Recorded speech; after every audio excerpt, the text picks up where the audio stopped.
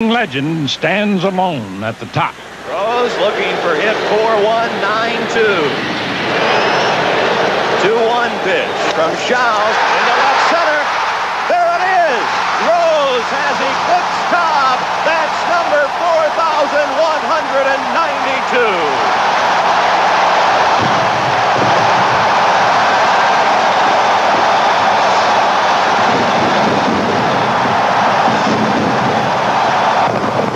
Ironically, Rose became the most prolific hitter in Major League history 57 years to the day after Ty Cobb's final at-bat.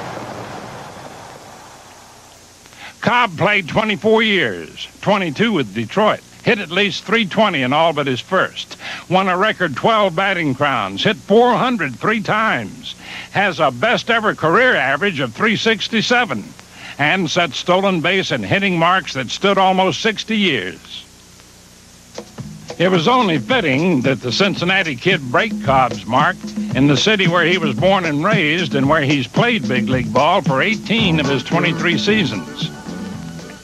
I grew up watching the Cincinnati Reds at Crosley Field. As a matter of fact, I was born about 2 miles from Crosley Field, lived about 7 miles from Crosley Field, and played all my Little League baseball right down at Bullface Park, which is down on River Road, just a couple miles from Crosley Field. And like a lot of other good players that have made the big leagues from Cincinnati, I just followed suit.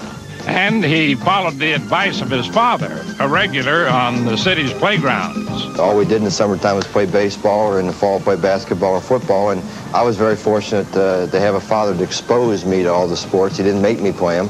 I think he taught me the right way to play the game of baseball. As far as being a very positive thinker, being the type of guy that never misses practice. When you're at practice, you work on the right things. He exposed me to him, took me with him when he played, and I just grew up loving, matter of fact, football I loved more than I did baseball, but that was another story when I got to high school. Cincinnati's Western Hills High School, to be exact, where Pete's considerable baseball talent began to emerge under the guidance of now-retired coach Paul Knorr. Whatever Pete has done, give him credit. He's worked hard for it, and he did it on his own a lot. Pete's a self-made fella. Put it in your book. I remember Pete swinging a bat 800 and 900 times a day. He had a learning period, and he worked at it to make himself. He really did. He has put more guys into the big leagues from his high school program than any other coach in the history of the United States. I think there's 11 guys that made the big leagues from my high school. 10 of them played under Paul Knorr as a coach. You know, I'm talking about guys like Don Zimmer and Russ Nixon and Clyde Vollmer and Herm Wiemeyer and Eddie Brinkman and Chuck Brinkman and people like that. So we've had 10 guys made the big leagues from Western Hills baseball team, and they all played under the coach of Paul Knorr. Rose credits his hustling style of play, a trademark even in high school, to his father, who also urged him to become a switch hitter. One day we were watching a baseball game at home on our TV set, which was about 7 inches in diameter, and the Cardinals were playing, and Enos Slaughter I was about 9, 10 years old, and Enos Slaughter got a base on balls, and he just sprinted to first, and my father said, "No, that's the way to approach the game." I can honestly say that from the first time I played organized baseball, I became a switch hitter, and what my father did in that situation is he made the coach promise him that no matter what the situation was, I would be a switch hitter, whether it was a championship game or a playoff game or an all-star game or whatever.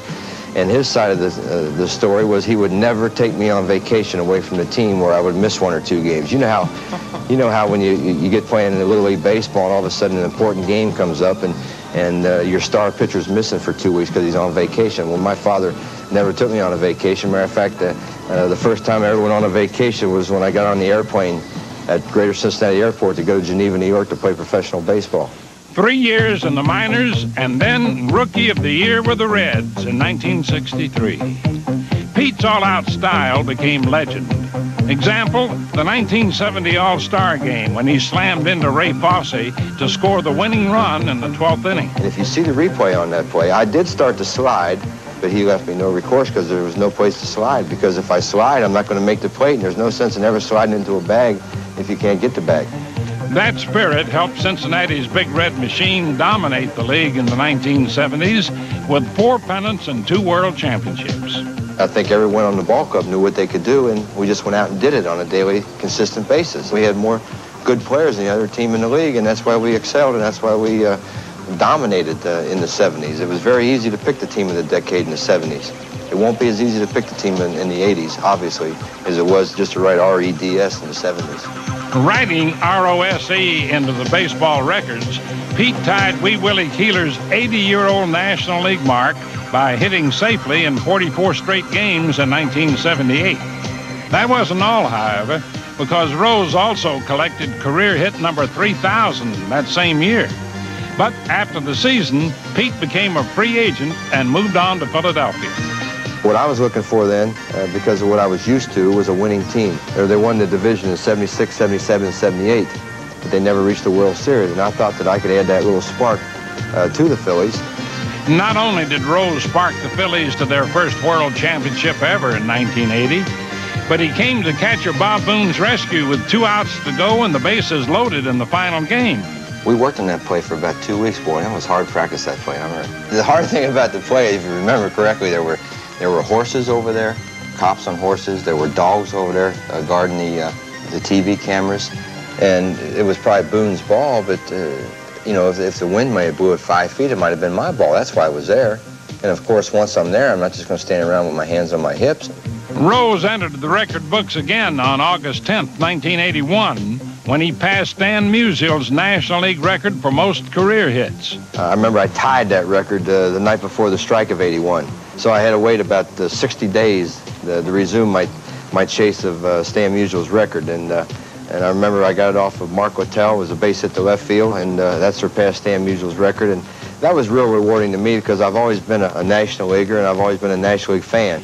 Last year, Pete packed up 5 seasons in Philadelphia and put on a Montreal uniform.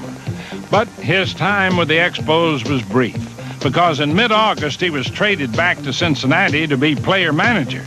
Once again a Red, and once again back home where he belonged. Living up to the headlines, Cincinnati's native son came home a hero, and on his very first at-bat, rose to the occasion.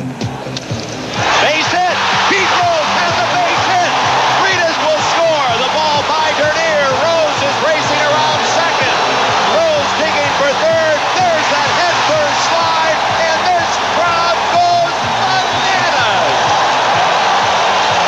First time up, back in the red uniform, whips it into an RBI.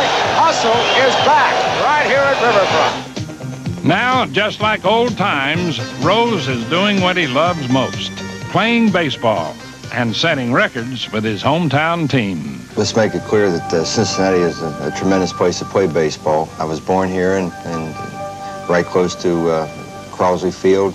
I was a Reds fan when I was a kid, and I'll be a Reds fan when I'm an old man. And it's just something that's in your blood, and I think there's many people in this town that feel the same way about the Reds that I do. I think what you like to see players do, you like to see them play like kids, because if you ever go watch a kid play baseball, he has fun. If you start thinking this is a job and you're a little hesitant about leaving home to go to the ballpark, or you start leaving later and later to get to the ballpark, it's going to become work. And this job, if you want to call it a job, I don't.